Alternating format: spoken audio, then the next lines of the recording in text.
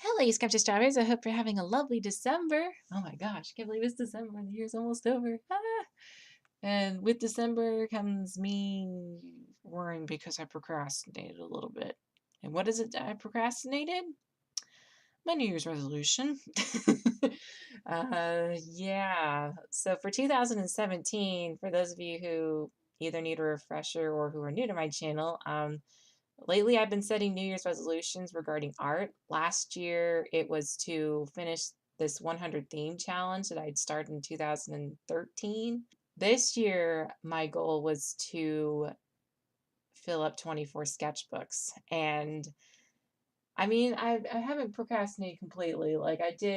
I started off really well. And it wasn't until maybe April when my Grateful April event started that I really just kind of lost track of, yeah, I kind of lost track of my sketchbooks and ended up losing one sketchbook here and there. And so now I really do need to catch up. I'll say this, I'm definitely past the halfway point. It is possible for me to do it this month, but it's going to require a lot more dedication and time. So for today's video, we're going to show this. And I think it also ties really well into the topic I'm going to discuss today because you'll notice with these landscape studies, I only gave myself a minute and they're not that great.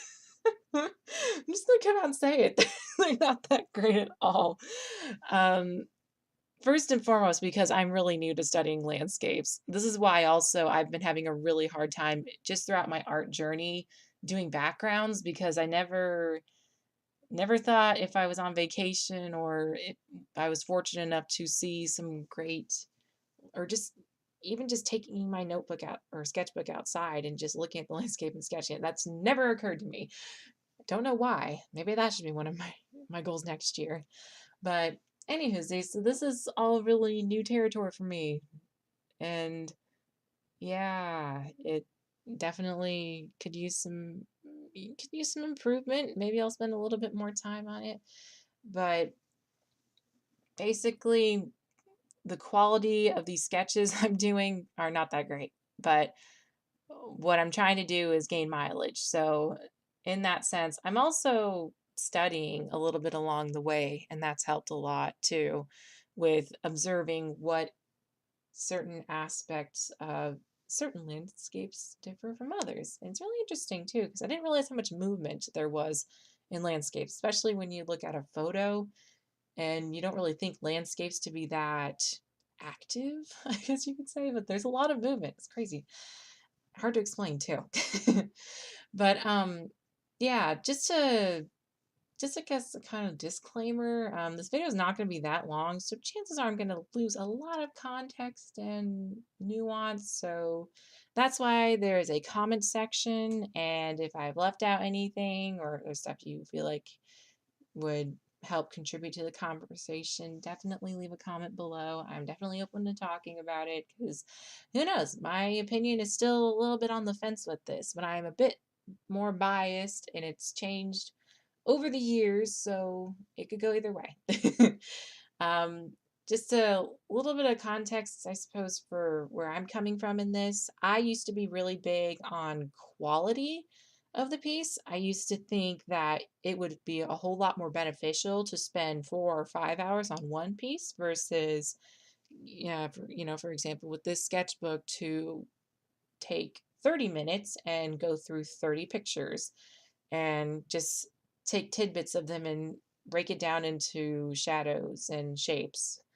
I mean, I think now that decided to take art more seriously and consider it as a career, that it's not, yeah, spending 70 or so hours on a piece, unless it's for a client, then that's probably, if I'm just doing that purely for study, then there needs to be more than one purpose than just study for me. Just because with my hand and health reasons, I need to be a lot more economical with my time. So yeah.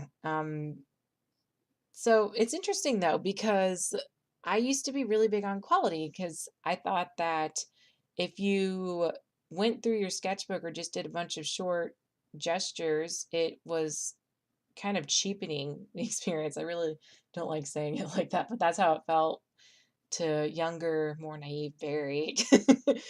um, I thought that if you were constantly putting art out there, it wasn't as special, that you kind of were just turned into a machine that was just cranking out artwork. It didn't make the experience of creating, it wasn't as romantic, I guess. Just working to the bone, and it makes it really does take a lot of, it seems like it takes a lot of the fun out of it too. Because that was one thing I was afraid of also, was what if I start making a ton of artwork and realize one day I just wake up and don't want to draw because I don't enjoy this anymore. And then my attitude started to shift a bit toward the quantity side come last year when I took on this challenge to finish up a 100 theme challenge where I'd only completed about 24 pieces. So I had over 70 pieces to work on in 1 year. There was going to be some quality cut down. There's just no avoiding it. So, long story short, I do complete it, but definitely some of the pieces suffered quality wise. But at the same time, one crazy thing I realized was there were a good few pieces that I surprised myself. It was amazing how some of them turned out, and I'm still to this day very proud of them. I may find cracks and little bits and pieces to fix now that I've improved since, but there's still, I appreciate what I did, and considering how many other things I had done, it's amazing. But one of the things I realized last year was that I needed to spend more time doing studies. So this year, my New Year's resolution was, or is, to fill up 24 sketchbooks. Needless to say, 2 sketchbooks every month is not going to warrant a lot of quality, especially when you're filling up sketchbooks. I feel like there's this split between making your sketchbooks look nice and pretty and even selling your sketchbooks to people. I'm not like that, and I don't even hang around people who are like that. I don't even think.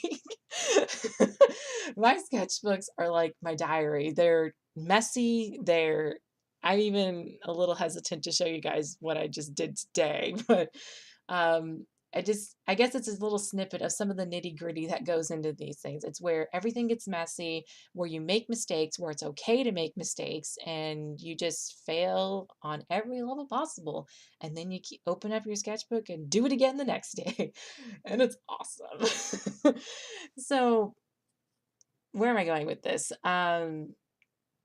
Ultimately, I think it should be a bit of both. I really do. And I feel like that's such a cop out answer, but it's, I am a lot more geared toward quality initially, but I still feel like going all the way into the quantity realm is just a disservice, because one of the things I've learned with quality, when you're spending, say, 20, 30 hours on a piece, it may not be as efficient, or I don't know if that's the word I'm looking for. It may not be as frequent as, churning out, especially nowadays when we live with Instagram and Twitter and everyone's expecting you to churn out artwork almost daily.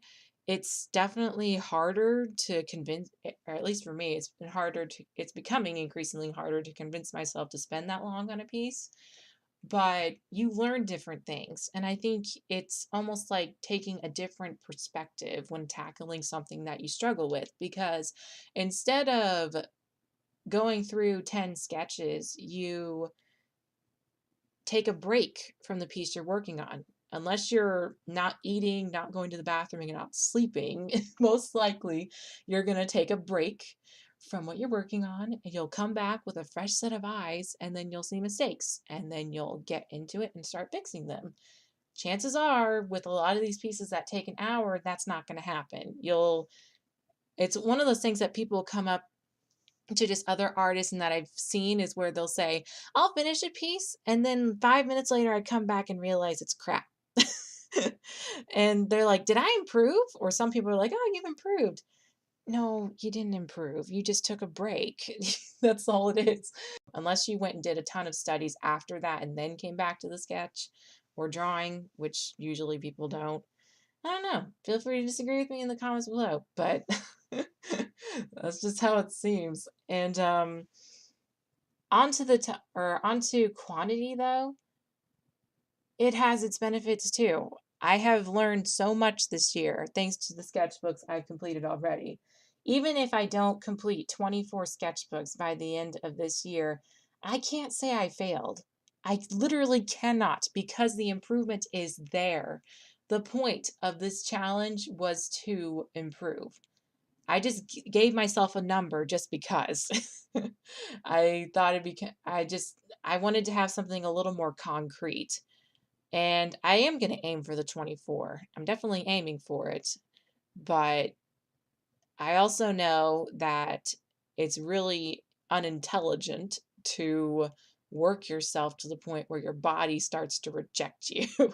So if I end up being in a lot of pain, but I get the 24 sketches or sketchbooks it's completed, it's not worth it to me. So yeah, but what I'm saying is also it's important to get a lot of your bad sketches out of your system. It's the same as with writing and you're trying, say you want to be an author. A lot of the professionals say, just keep writing, it's the whole 10,000 hours or yeah, I think it was the 10,000 hours to become the professional. You got to get the bad words out of you. Well, you got to get the bad sketches out of you. So sometimes it helps also with generating movement to be quicker with your sketches. And sometimes gestures have the most fluidity to them because they're fast. And there's a lot more, you get more work done the faster you are. That's just kind of how it is with social media. People want to know that you're working on stuff, especially too, because with clients, a lot of the time they're not going to want to show what you're doing, or they're not going to let you show you. Yeah, they're not going to let you show people what you're doing. So if you're doing sketches or quick pieces, you can upload those in your own time. And boom, there you go. People know you're still alive. So, yeah, I honestly think I am leaning a little bit more towards the quantity just because I know how important it is to just get the work done. And sometimes it's never going to be the quality that you want. Some people think they're perfect or they say they're perfectionists, but then they end up having files and files, digital and traditional, or pieces in general that are just all works in progress is because they can't finish them. And that's useless too.